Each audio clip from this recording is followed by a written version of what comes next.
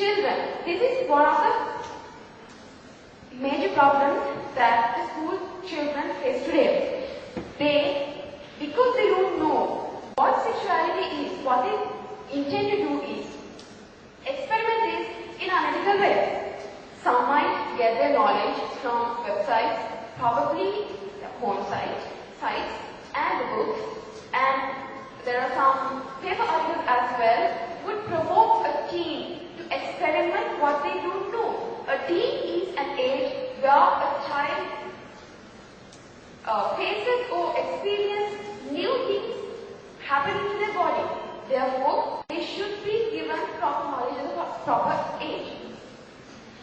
And the third point is search for knowledge in supervises, as I said, websites, books, and improper relationship, which could ultimately end up the girl being a teen pregnant. Most of the victims, as I mentioned here, are females. The reason is they're mostly rape victims, and girls face teen pregnancy, sexually transmitted diseases, HIV, AIDS, or any other diseases also. But no matter whether it's a boy or a girl, sexually transmitted diseases would have an effect on a girl or boy in the same way. And social suicide. What I was hoping to tell here is, when the image of the child is impaired, it's like that child will never be able to go in front of public again. Therefore, ultimately, they will end up in that last point, suicide. We heard some problems in near past as well. We encountered some problems like hanging themselves. Anyway, why girls? Lack of knowledge of the law. Lack of knowledge of the law is like we are not told. I as a law student got the knowledge after I came here that it is 18 age. You can give your consent for marriage, and it is 16, in the age of 16, you can give consent to sexual intercourse. Anyway, teens are not given proper knowledge of law, what is the current law. Most know the fact that not actual rape. The reason is default in the law and contradiction in law.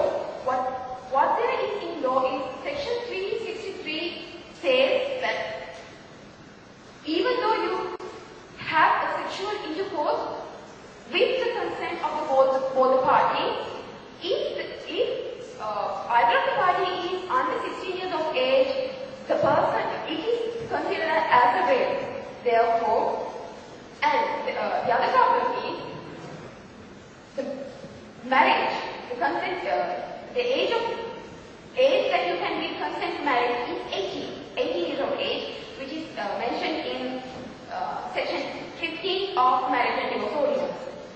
And because of that, underage marriages and sexual relationships with consent ultimately leads to problematic situations if a teen is properly educated on what sexuality and what would be the ultimate results if you experiment in unethical means.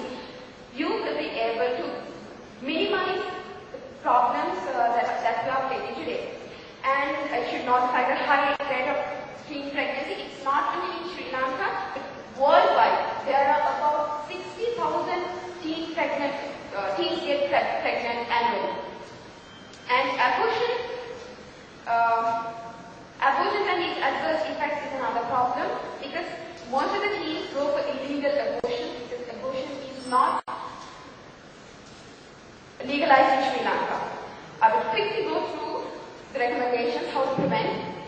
We propose to amend the law if a 16 years of age girl consent to sexual intercourse in the age of 16, why can't she give consent to her marriage in age of 16, or increase the age limit of giving consent to sexual intercourse above 18 years of age.